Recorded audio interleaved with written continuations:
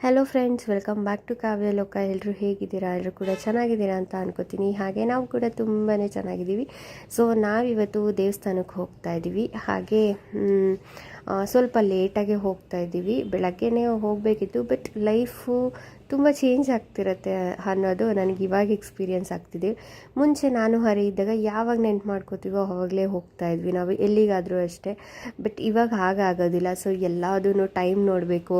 ಅಂದರೆ ಹನಿ ಕಂಫರ್ಟಬಲ್ ಆಗಿದ್ದಾಳ, ಅವಳಿಗೆ ಓಕೆ ಅನಿಸುತ್ತಾ, ಟೈಮಲ್ಲಿ ಮಲ್ಕೋತಾಳ ಇಲ್ವಾ, ಸೊ ಈ ಥರದ್ದೆಲ್ಲ ನೋಡಿಕೊಂಡು ಹೊರಡಬೇಕಾಗತ್ತೆ.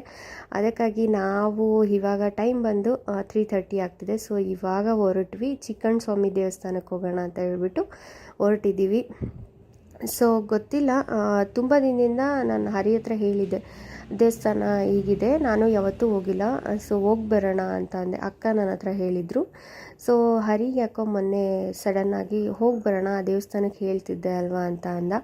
ಸೊ ಅಂದ್ಕೊಂಡಿದ್ದ ತಕ್ಷಣ ಹೋಗಿಬಿಡ್ಬೇಕು. ಸಮ್ಟೈಮ್ಸು ನಾವು ಪ್ಲ್ಯಾನ್ ಮಾಡ್ತೀವಿ, ಸೊ ಏನೋ ಅಡೆತಡೆ ಬಂದುಬಿಡತ್ತೆ. ಆ ಟೈಮಲ್ಲಿ ಏನೋ ಬ್ಯುಸಿ ಇರ್ತೀವಿ, ನಮಗೇನೋ ಆ ಟೈಮಲ್ಲಿ ಆಗೋದಿಲ್ಲ. ಬಟ್ ನೆನ್ಪು ಮಾಡ್ಕೊಂಡಿದ್ದ ತಕ್ಷಣ ಹೋಗಿ ಬಂದುಬಿಟ್ರೆ ಬೆಟರ್ ಅಂತ ಹೇಳಿಬಿಟ್ಟು ಹರಿ ಹೇಳಿದ ತಕ್ಷಣ ನಾವು ಹೊರಟ್ಬಿಟ್ವಿ. ಸೊ ಹನಿ ಕೂಡ ಸ್ನಾನ ಮಾಡಿಸ್ಕೊಂಡು ಅವಳು ಹೇಗೂ ಮಲ್ಕೊಂಡಿದ್ಲು. ಆ್ಯಂಡ್ ಇನ್ನೊಂದೇನು ಅಂತ ಅಂದರೆ, ಅವಳಿಗೆ ಜರ್ನಿ ಮಾಡಬೇಕಂದ್ರೆ ಈ ಥರ ಕಾರಲ್ಲಿ ಹೋಗ್ಬೇಕಾದ್ರೆ ಆಲ್ಮೋಸ್ಟ್ ನಾನು ಅವಳನ್ನ ಹೊರಗಡೆ ಎಲ್ಲ ಕರ್ಕೊಂಡು ಹೋಗಿದ್ದೀನಿ.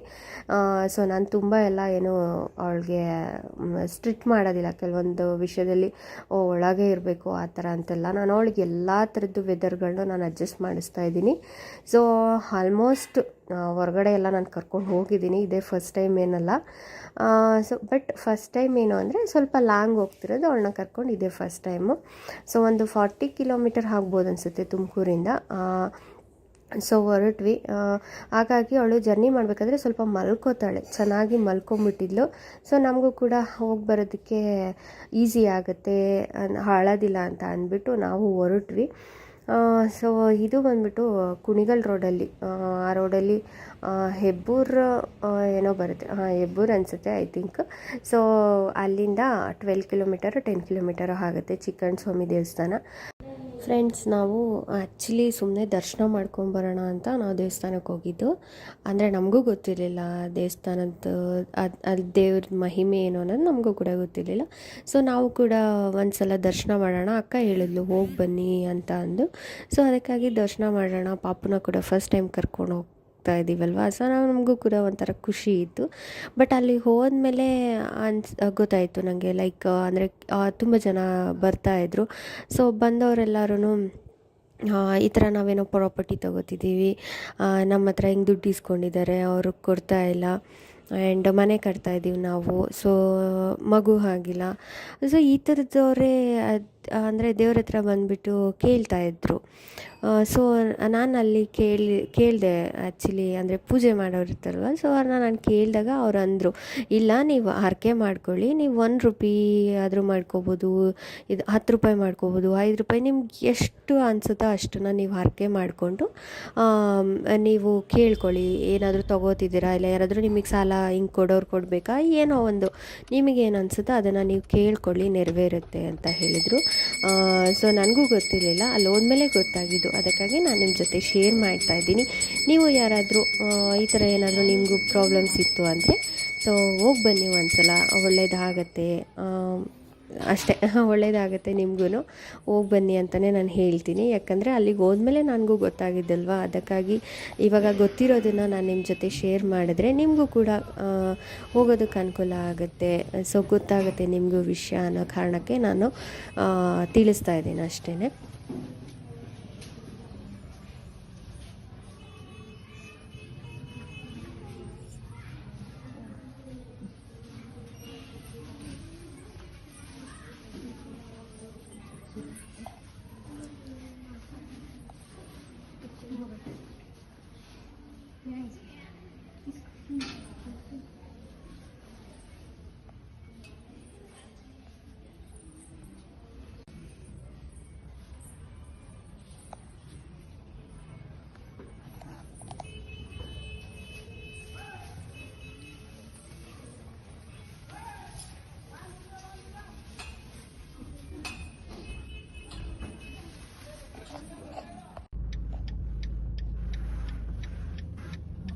ಎಷ್ಟು ಚೆನ್ನಾಗಿ ಸನ್ಸೆಟ್ ಆಗ್ತದೆ ನೋಡು ಅಲ್ವಾ. ನೋಡು ಹೌದಾ. ಎಲ್ಲೈತಿ ಇಲ್ಲ 15 ಕಿಲೋಮೀಟರ್ ಆಗುತ್ತೆ. ಇಲ್ಲಮ್ಮ ಅವನು ಹೇಳ್ತಾನೆ ಅಂತ ನಿನ್ ಕೇಳು. ಫ್ರೆಂಡ್ಸ್, ಈ ದೇವಸ್ಥಾನ ಬಂದ್ಬಿಟ್ಟು ಆಂಜನೇಯ ದೇವಸ್ಥಾನ. ನನಗೂ ಅವರಿಗೂ ಸ್ಪೆಷಲ್ ಅಂತಲೇ ಹೇಳ್ಬೋದು. ಅನ್ಎಕ್ಸ್ಪೆಕ್ಟೆಡಾಗಿ ನಾವು ಈ ದೇವಸ್ಥಾನಕ್ಕೆ ಬಂದಿದ್ದು, ಫಸ್ಟ್ ಟೈಮ್ ಬಂದಿದ್ದು. ಆ್ಯಕ್ಚುಲಿ ನಾವೆಲ್ಲ ಬೇರೆ ಕಡೆ ಹೋಗ್ತಾ ಇದ್ವಿ, ಬಟ್ ಸಡನ್ನಾಗಿ ಗೊತ್ತಿಲ್ಲ ಅಲ್ಲಿ ನಾವು ಬೋರ್ಡ್ ಕೂಡ ನೋಡಿರಲಿಲ್ಲ ಅವತ್ತು. ಸುಮ್ಮನೆ ನೋಡೋಣ ಏನೋ ಇದೆ ಅಂದ್ಕೊಂಡು ಬಂದ್ವಿ. ಬಟ್ ಆಂಜನೇಯ ಸ್ವಾಮಿ ದೇವಸ್ಥಾನ ಇತ್ತು. ನನಗೂ ಅವರಿಗೂ ಫೇವ್ರೇಟ್ ಅಂತಲೇ ಹೇಳ್ಬೋದು ಆಂಜನೇಯ ಸ್ವಾಮಿ. ಸೊ ಅದಕ್ಕೆ ಹೇಗಿದ್ರು ಒಂದೇ ರೋಡ್ ಅಲ್ವಾ, ಚಿಕ್ಕಣ್ಣ ಸ್ವಾಮಿ ದೇವಸ್ಥಾನ ಮತ್ತು ಇದು ಆಂಜನೇಯ ಸ್ವಾಮಿ ದೇವಸ್ಥಾನ ಒಂದೇ ರೋಡ್ ಇತ್ತು. ಸೊ ಅದಕ್ಕೆ ರಿಟರ್ನ್ ಬರ್ತಾ ಆಂಜನೇಯ ಸ್ವಾಮಿ ದೇವಸ್ಥಾನಕ್ಕೆ ಹೋಗಿ ದರ್ಶನ ಮಾಡ್ಕೊಂಡ್ವಿ. ಚೆನ್ನಾಗಿತ್ತು ಒಂಥರ. ಲೈಕ್ ಇಬ್ಬರು ಫಸ್ಟ್ ಟೈಮ್ ಬಂದಿದ್ದ ದೇವಸ್ಥಾನ ಅಲ್ವಾ, ಸೊ ಒಂಥರ ಸ್ಪೆಷಲ್ ಅಂತಲೇ ಹೇಳ್ಬೋದು. ಯಾವಾಗಲೂ ಬರ್ತಾಯಿದ್ರೆ ಅಷ್ಟು ಅನಿಸೋದಿಲ್ಲ. ಸೊ ಯಾವಾಗ ನಾವು ಫಸ್ಟ್ ಟೈಮ್ ಬಂದು ಒಂದು 2 ಇಯರ್ ಬ್ಯಾಕ್ ಆಗಿತ್ತು, ಒಂದು 2-2.5 ವರ್ಷ ಹಿಂದೆ ಬಂದಿದ್ದು. ಸೊ ಇವಾಗ ಸೆಕೆಂಡ್ ಟೈಮ್ ಬಂದಿರೋದು. ಅದಕ್ಕೆ ನಾನು ಹರಿ ಹತ್ರ ಕೇಳ್ತಾ ಇದ್ದೆ, ನಾವು ಫಸ್ಟ್ ಟೈಮ್ ಬಂದಾಗ ಎಲ್ಲಿ ಕೂತ್ಕೊಂಡಿದ್ವಿ ಅಂತ ಕೇಳ್ತಾ ಇದ್ದೆ. ಸೊ ಅವನು ಹೇಳ್ತಾ ಇದ್ದ, ಥ್ಯಾಂಕ್ ಗಾಡ್ ನಿಂಗೆ ನೆನಪಿದೆ ಅಲ್ವಾ ಅಂದ್ಬಿಟ್ಟು ನಾನು ತಮಾಷೆ ಮಾಡ್ತಾಯಿದ್ದೆ ಅವನಿಗೆ. ಚೆನ್ನಾಗಿರುತ್ತೆ ಒಂಥರ. ಕೆಲವೊಂದು ಮೆಮೊರೀಸು ಕೆಲವೊಂದು ಜಾಗದಲ್ಲಿ ಎಷ್ಟು ಮೆಮೊರೀಸ್ ಇರುತ್ತೆ ಅಲ್ವಾ. ಫ್ರೆಂಡ್ಸ್, ಹಾಗೆ ಈ ವಿಡಿಯೋದಲ್ಲಿ ಹನಿದು ಸೆಕೆಂಡ್ ಮಂತ್ ಫೋಟೋಶೂಟ್ ಕೂಡ ಮಾಡಿದ್ವಿ. ಅದನ್ನು ಕೂಡ ನಿಮ್ಮ ಜೊತೆ ಶೇರ್ ಮಾಡ್ತಾ ಇದ್ದೀನಿ ಒಂದೇ ಬ್ಲಾಗಲ್ಲಿ. ಹನಿಗೆ 2 ಮಂತ್ಸ್ ಕಂಪ್ಲೀಟ್ ಆಯಿತು. ಆ್ಯಕ್ಚುಲಿ 24th, ಬಟ್ ಇವತ್ತು 25th. ನಿನ್ನೆನೇ ನಾನು ಫೋಟೋಶೂಟ್ ಮಾಡಬೇಕಿತ್ತು, ಬಟ್ ನನಗೆ ಯಾವುದು ಕೂಡ ಥೀಮ್ ಅಷ್ಟು ಇಷ್ಟ ಆಗಲಿಲ್ಲ. ಸೊ ತುಂಬಾ ಚೆಕ್ ಮಾಡ್ತಾಯಿದ್ದೆ, ಯಾವುದೂ ಅಷ್ಟು ಇಷ್ಟ ಆಗಲಿಲ್ಲ. ಹಾಗಾಗಿ ಸುಮ್ಮನೆ ಆಗಿಬಿಟ್ಟೆ, ಮಾಡಲಿಲ್ಲ. ಸೊ ಇವತ್ತು ಹರಿ ಬರ್ತೀನಿ ಅಂತ ಹೇಳಿದ್ದ, ಅವ್ನು ಬಂದಮೇಲೆ ಮಾಡೋಣ ಅಂತ ಹೇಳಿಬಿಟ್ಟು ಸುಮ್ಮನಾಗ್ಬಿಟ್ಟು. ಸೊ ಫ್ಲವರ್ಸ್ ಬೇಕಿತ್ತು. ಅಪ್ಪಾಜಿ ಕೂಡ ಬ್ಯುಸಿ ಇದ್ದರು. ನಾನು ಹೋಗೋದಕ್ಕಾಗಲಿಲ್ಲ, ಹೊರಗಡೆ ಹೋಗೋದಕ್ಕಾಗಲಿಲ್ಲ. ನನಗೆ ಫ್ರೀಯಾಗಿ ಓಡಾಡಬೇಕು. ಸೊ ಅದಕ್ಕಾಗಿ ನನಗೆ ಎಲ್ಲ ಫುಲ್ಲು ಇವಾಗ ಹೊರಗಡೆ ಹೋಗ್ತೀವಂದರೆ ಈ ಟೈಮಲ್ಲಿ ನೀಟಾಗಿ ಪ್ಯಾಕಪ್ ಆಗಿಬಿಟ್ಟೆ ಹೋಗಬೇಕು. ಅದಕ್ಕೋಸ್ಕರ ಬೇಡ ಅಂತ ಹೇಳಿ ಸುಮ್ಮನಾಗಿದೆ. ಇವತ್ತು ಹೇಗೋ ಹರಿ ಬರ್ತಾನೆ ಅಂತ ಗೊತ್ತಿತ್ತು. ಸೊ ಅದಕ್ಕೆ ನಾನು ಸುಮ್ಮನೆ ಆಗಿಬಿಟ್ಟಿದ್ದೆ, ಅವ್ನು ಬಂದಮೇಲೆ ತರಿಸೋಣ ಅಂತೇಳಿ. ಸೊ ಇವಾಗ ಇಬ್ಬರು ಕೂತ್ಕೊಂಡು ಇದು ಮಾಡೋಣ ಅದು ಮಾಡೋಣ ಅಂತ ಅಂದು ಫೈನಲಾಗಿ ಒಂದು ಸೆಲೆಕ್ಟ್ ಮಾಡಿದ್ವಿ. ಸೊ ಅದಕ್ಕೆ ಹರಿ ಇವಾಗ ಅದು ಫ್ಲವರ್ಸ್ನ ಹುಡಿಕೊಂಡು ಹೋಗಿದ್ದಾನೆ. ಬಟ್ ಸಿಗಲಿಲ್ಲ ಅಂತ ಅಂದ. ಒಂಥರ ಲೈಟ್ ಪರ್ಪಲಲ್ಲಿ ಫ್ಲವರ್ಸ್ ಬೇಕಿತ್ತು ನನಗೆ, ಸ್ವಲ್ಪ ದೊಡ್ಡದು. ಬಟ್ ಅದು ಸಿಗಲಿಲ್ಲಂತೆ. ಬೊಕ್ಕೆಲಿತ್ತು ಅಂತಂದ. ಬಟ್ ಬೊಕ್ಕೆಲಿರೋದು ಯಾರು ತೆಗೆದುಬಿಟ್ಟು ಕೊಡೋದಿಲ್ಲ, ಸಿಂಗಲ್ ಇರಲಿಲ್ಲಂತೆ. ಸೊ ಅದಕ್ಕೆ ಲೈಟು ಪರ್ಪಲ್ ಏನೋ ಸಿಕ್ಕಿದೆ ಅಂತ ಹೇಳ್ದ. ಅದನ್ನೇ ತೊಗೊಂಡು ಬಾ ಅಂತ ಹೇಳಿದ್ದೀನಿ. ಸೊ ಇವಾಗ ತಂದಮೇಲೆ ರೆಡಿ ಮಾಡಬೇಕು. ರೆಡಿ ಮಾಡೋದಕ್ಕೂ ಮುಂಚೆ ಹನಿಗಿನ್ನೂ ಸ್ನಾನ ಆಗಿಲ್ಲ. ಅವಳಿಗೆ ಸ್ನಾನ ಮಾಡಿಸ್ಬಿಟ್ಟು, ಅಂದರೆ ಸ್ನಾನ ಬಂದ್ಬಿಟ್ಟು ನಾನು ಬೇಗ ಮಾಡಿಸೋದಿಲ್ಲ ಅವಳಿಗೆ. ಅಂದರೆ ಬೆಳಗ್ಗೆ 11 ಗಂಟೆ 12 ಗಂಟೆ ಒಳಗಡೆ ಎಲ್ಲ ನಾನು ಸ್ನಾನ ಮಾಡಿಸಲ್ಲ. ಅವಳಿಗೆ ಏನೇ ಇದ್ರೂ 3 o'clock ಮೇಲೆ ನಾನು ಸ್ನಾನ ಮಾಡಿಸೋದು. ಯಾಕಂದರೆ ನೈಟೆಲ್ಲ ಅವಳು ನಿದ್ದೆ ಮಾಡೋದಿಲ್ಲ. ಅಟ್ಲೀಸ್ಟು ಆ ಟೈಮಲ್ಲಿ ಮಾಡಿಸಿದ್ರೆ ಸ್ವಲ್ಪ ನಿದ್ದೆ ಮಾಡ್ತಾಳೆ ನೈಟು ಅಂತ ಹೇಳಿಬಿಟ್ಟು ನಾನು ಅವಳಿಗೆ 3 ಮೇಲೇ ಸ್ನಾನ ಮಾಡಿಸ್ತೀನಿ. ಇನ್ನೂ ಸ್ನಾನ ಆಗಿಲ್ಲ ಅವಳಿಗೆ. ಸೊ ಮಲಗಿಬಿಟ್ಟಿದ್ದಾಳು ಅವಳು. ಎದ್ಮೇಲೆ ಅವಳಿಗೆ ಸ್ನಾನ ಮಾಡಿಸಿ ಅವಳು ಎದ್ದೇಳೋದಕ್ಕೂ ಮುಂಚೆ ರೆಡಿ ಮಾಡಿಬಿಡ್ತೀನಿ. ಸೊ ಹರಿನೂ ಇರ್ತಾನೆ, ಹೆಲ್ಪ್ ಮಾಡ್ತಾನೆ. ಸೊ ರೆಡಿ ಮಾಡಿಕೊಂಡು ಆಮೇಲೆ ಅವಳಿಗೂ ಕೂಡ ರೆಡಿ ಮಾಡಿ, ಹಾಗೆ ಅವಳಿಗೆ ಫಸ್ಟ್ ಟೈಮ್ ನಾನು ಕ್ಯೂಟಾಗಿರೋ ಒಂದು ಫ್ರಾಕ್ನ ತರಿಸಿದ್ದೀನಿ. ಸೊ ಅದನ್ನು ಕೂಡ ತೋರಿಸ್ತೀನಿ ನಿಮ್ಮ ಜೊತೆ. ಸಕ್ಕತ್ತಾಗಿದೆ, ವಿತ್ ಹೇರ್ ಬ್ಯಾಂಡ್ ಬಂದಿದೆ. ಅದಕ್ಕೆ ತುಂಬಾ ಚೆನ್ನಾಗಿದೆ. ಸೊ ಮುದ್ದಾಗಿರುತ್ತೆ. ಅವಳಿಗೆ ಯಾವತ್ತೂ ನಾನು ಫ್ರಾಕೇ ಹಾಕಿಲ್ಲ ಇಷ್ಟು ದಿನ. ಅಂದರೆ ಹಾಕಿದ್ದೆ, ಬಟ್ ಒಂದು ಯಾವುದೋ ಅಕ್ಕ ತೊಗೊಂಬಂದಿದ್ರು ಅಂತ ಹೇಳ್ಬಿಟ್ಟು ಹಾಕಿದೆ. ಬಟ್ ಅದು ನಾರ್ಮಲ್ ಟೀ ಶರ್ಟ್ಸ್ ಥರನೇ ಫೀಲ್ ಆಗುತ್ತೆ. ಬಟ್ ಇವಾಗ with hair band and frock. So ಸಕ್ಕತ್ತಾಗಿದೆ, ತರಿಸಿದ್ದೀನಿ. ನಿಮ್ಮ ಜೊತೆ ಕೂಡ ತೋರಿಸ್ತೀನಿ. ಅದೇನಾದರೂ ನಿಮಗೆ ಇನ್ ಕೇಸ್ ಬೇಕು ಅಂತ ಅಂದರೆ ಡಿಸ್ಕ್ರಿಪ್ಷನಲ್ಲಿ ಲಿಂಕ್ ಇರುತ್ತೆ, ನೀವು ಬೇಕಂದರೆ ಬೈ ಮಾಡ್ಬೋದು. ತುಂಬಾ ಮುದ್ದಾಗಿದೆ. ಆಗ ತೊಗೊಂಡು ಬಂದ. ಯಾವ ಥರ ಫ್ಲವರ್ಸ್ ಇದೆ ಈಗ ಕಾಣಿಸಲ್ಲ, ಹಿಂದಿನಲ್ಲಿ ಕೊಂಬೇಕು. ಇಷ್ಟೊಂದು ಇದಲ್ಲ ಟೇಪ್ ಏನಕ್ಕೆ ಹಾಕ್ಬೇಕಾ? ಯಾಕೆ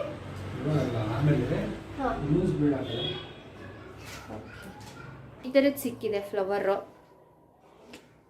ಚೆನ್ನಾಗಿದೆ ಕಲರ್ಸು. ಬಟ್ ನಂಗೆ ಬೇಕಿದ್ದಿದ್ದು ಫ್ಲವರು ಸ್ವಲ್ಪ ದೊಡ್ಡದು ಫ್ಲವರ್ಸು. ಆದರೆ ಅದು ಸಿಗಲಿಲ್ಲಲ್ಲ. ಎಮ್ ಜಿ ರೋಡಿಗೆ ಹೋಗಿದ್ದ, ಎಮ್ ಜಿ ರೋಡಲ್ಲಿ ಸಿಕ್ಕಿಲ್ಲ. ಚೆನ್ನಾಗಿದೆ. ಎಷ್ಟು? 80 ರೂಪಾಯಿ. ಬಟ್ ಜಾಸ್ತಿನೇ ಇದೆ ಅಲ್ಲ, ನೀನು ಹೋಗಿದ್ದಕ್ಕೆ ಕೊಟ್ಟಿದ್ದಾರೆ, ಇಲ್ಲಾಂದ್ರೆ ಕೊಡ್ತಿರ್ಲಿಲ್ಲ. ಇನ್ನೂ ಅವಳ ಫೇಸ್ನ ರಿವೀಲೇ ಮಾಡಿಲ್ಲ.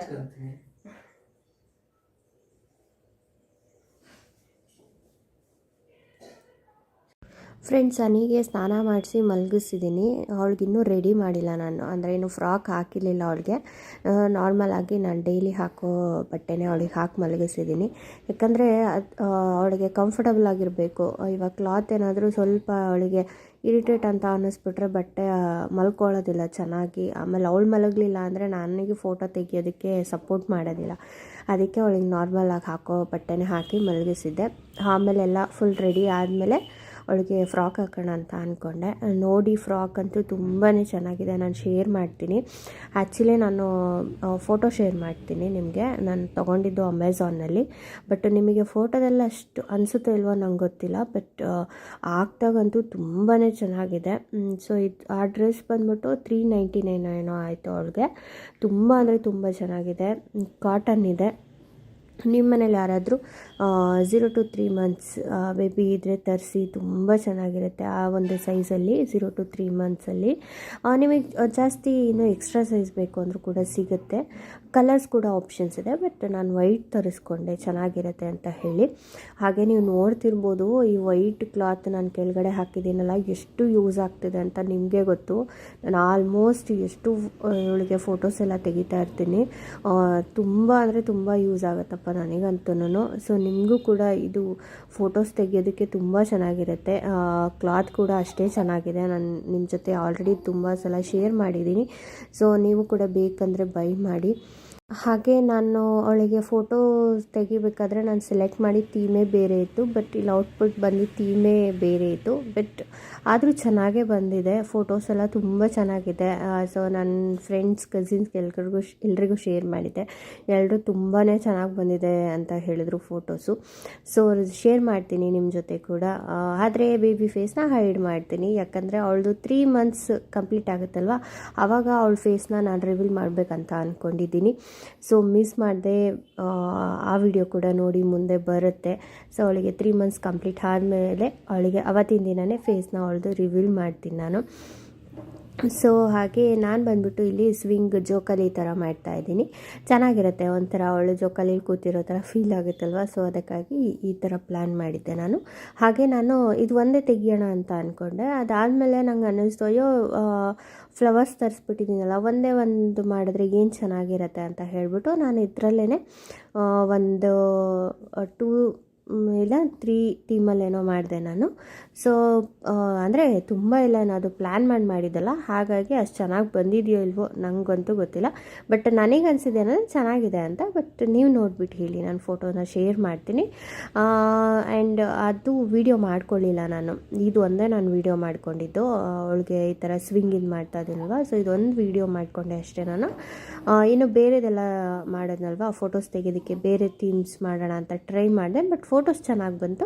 ಆದರೆ ಥೀಮ್ ಹೇಗಿದೆ ಅಂತ ಗೊತ್ತಿಲ್ಲ. ಒಂದ್ಸಲ ನೋಡಿ. ಸಿಂಪಲ್ ಅಂದರೆ ಸಿಂಪಲ್ಲಾಗಿ ತೆಗ್ದಿದ್ದಷ್ಟೇ. ಬಟ್ ಇದು ಒಂಥರ ಚೆನ್ನಾಗಿದೆ. ಹಾಗೆ ಇನ್ನೊಂದು ಸರ್ಕಲ್ ಥರದ್ದು ಮಾಡಿದೆ ನಾನು, ಒಂಥರ ಈ ಎಗ್ ಶೇಪ್ ಬರುತ್ತಲ್ವ, ಸೊ ಆ ಥರದಲ್ಲಿ ನಾನು ಟ್ರೈ ಮಾಡಿದೆ. ಅದು ಕೂಡ ತುಂಬಾ ಚೆನ್ನಾಗಿ ಬಂತು. ಸೊ ಇನ್ನೊಂದು ಹಾಫ್ ಮೂನ್ ಥರ ಏನೋ ಮಾಡಿದೆ, ಅದು ಕೂಡ ಚೆನ್ನಾಗಿ ಬಂದಿದೆ. ಆದರೆ ಔಟ್ಪುಟ್ ಯಾವ ಥರ ಬಂದಿದೆ ಅನ್ನೋದನ್ನು ನೀವು ನನಗೆ ಕಾಮೆಂಟ್ ಮೂಲಕ ತಿಳಿಸ್ಬೇಕು, ಓಕೆನಾ? ಹಾಗೆ ಮಕ್ಕಳದು ಫೋಟೋ ತೆಗಿಯೋದು ಅಷ್ಟು ಈಸಿ ಅಲ್ಲ. ಯಾಕಂದರೆ ಇವಾಗ ಓಕೆ, ಸ್ವಲ್ಪ ಹೇಗೋ ಮಲ್ಕೊಂಡಿರ್ತಾರೆ, ಓಕೆ. ಬಟ್ ಇನ್ನೂ ಮುಂದೆ ಹೋಗ್ತಾ, ಅಂದರೆ ಮಂತ್ ಕಂಪ್ಲೀಟ್ ಆಗ್ತಾ ತುಂಬಾ ಕಷ್ಟ ಅಂತ ಹೇಳ್ಬೋದು. ನೋಡಿ ಎಷ್ಟು ಪ್ರಿಟ್ಟಿಯಾಗಿದೆ ಫ್ರಾಕ್ ಅಂತ. ಸೊ ನೀವು ತರಿಸ್ಬಿಟ್ಟು ಹಾಕಿ. ನಿಮ್ಗೆ ಯಾರಾದರೂ ಬೇಬಿ ಗರ್ಲ್ ಇದ್ದರು ಅಂತ ಅಂದರೆ ತುಂಬ ಮುದ್ದಾಗಿ ಕಾಣಿಸ್ತಾರೆ. ವಿತ್ ಹೇರ್ ಬ್ಯಾಂಡ್ ಕೂಡ ಬಂದಿದೆ. ಆ್ಯಕ್ಚುಲಿ ಫ್ರಾಕ್ ಹಾಕಿದಾಗ ಓಕೆ, ಚೆನ್ನಾಗಿ ಕಾಣಿಸ್ತಿದೆ ಅಂತ ಅನ್ನಿಸ್ತು. ಬಟ್ ಹೇರ್ ಬ್ಯಾಂಡ್ ಹಾಕ್ದಾಗಂತೂ ಇನ್ನೂ ಕ್ಯೂಟಾಗಿ ಕಾಣಿಸ್ತಿದ್ಲು. ನನಗಂತೂ ಸಖತ್ ಇಷ್ಟ ಆಯಿತು. ಸೊ ಫೋಟೋಸ್ ತೆಗಿಬೇಕಾದ್ರೆ ನಂಗೆ ಹರಿ ಕೂಡ ತುಂಬ ಸಪೋರ್ಟ್ ಮಾಡಿದೆ. ಆ್ಯಕ್ಚುಲಿ ನಾನೇನು ಗೊತ್ತಾ, 2 months ಅನ್ನೋದ್ರಲ್ಲಿ 2 ಅನ್ನೋದನ್ನೇ ಮಿಸ್ ಮಾಡಿದ್ದೆ. ಅಂದರೆ 2 ಅನ್ನೋದನ್ನು ನಾನು ಬರದೇ ಇರಲಿಲ್ಲ ಅಲ್ಲಿ. ಸೊ ಹರಿ ಆಮೇಲೆ ಕುತ್ಕೊಂಡೆಲ್ಲ ನೀಟಾಗಿ ಫ್ಲವರ್ಸ್ನ ಸಿಂಗಲ್ ಆಗಿ ಕಿತ್ಕೊಂಡು ಅವ್ನು ಮಾಡ್ತಾಯಿದ್ದ. ಹರಿ ಇದ್ದಿದ್ದಕ್ಕೆ ನನಗೆ ಒಂದು 2-3 ಥೀಮ್ ಇವಳಿಗೆ ಫೋಟೋಸ್ ತೆಗೆಯೋದಕ್ಕೆ ಹೆಲ್ಪ್ ಆಯಿತು. ಯಾಕಂದರೆ ಅವಳು ಅಳ್ತಾ ಇರಬೇಕಾದ್ರೆ ಅವನು ಎತ್ಕೊಂಡ್ಬಿಟ್ಟು ಸಮಾಧಾನ ಮಾಡ್ತಿದ್ದ. ನಾನು ಒಬ್ಬಳೇ ಆಗಿದ್ರೆ ಸ್ವಲ್ಪ ನನಗೆ ಕಷ್ಟನೇ ಆಗ್ತಾಯಿತ್ತು. ನಾನು ಡೋರ್ ಹತ್ರ ಏನಕ್ಕೆ ಫೋಟೋಸ್ ತೆಗೆಯೋದಕ್ಕೆ ರೆಡಿ ಮಾಡ್ಕೋತೀನಿ ಅಂತ ಅಂದರೆ ಅಲ್ಲಿ ಬೆಳಕು ಚೆನ್ನಾಗಿ ಬರುತ್ತೆ, ಹಾಗೆ ಬೆಳಕಿದ್ರೆ ಫೋಟೋಸ್ ಕೂಡ ಚೆನ್ನಾಗಿ ಬರುತ್ತೆ ಅನ್ನೋ ಕಾರಣಕ್ಕೆ ನಾನು ಡೋರ್ ಹತ್ರನೇ ರೆಡಿ ಮಾಡೋದು ಪ್ರತಿ ಸಲ ಫೋಟೋಸ್ ತೆಗಿಬೇಕಾದ್ರೂ. ಹಾಗೆ ನೋಡಿ ಫೋಟೋಸ್ ಎಲ್ಲ ಯಾವ ಥರ ತೆಗೆದಿದ್ದೀನಿ, ಚೆನ್ನಾಗಿ ಬಂದಿದೆಯೋ ಇಲ್ವೋ ಅನ್ನೋದನ್ನು ಕಮೆಂಟ್ ಮೂಲಕ ನೀವು ತಿಳಿಸಿ. ಆ್ಯಂಡ್ ನಾನು ಹೇಳ್ದಾಗೆ 3 ಮಂತ್ಸ್ ಅವಳಿಗೆ ಕಂಪ್ಲೀಟ್ ಆಗಿದ್ದಿನ ನಿಮ್ಮ ಜೊತೆ ಅವಳ ಫೇಸ್ನ ರಿವೀಲ್ ಮಾಡ್ತೀನಿ. ಓಕೆನಾ? ಇಷ್ಟ ಆದರೆ blog like, share and comment. Thank you for watching. Bye, take care.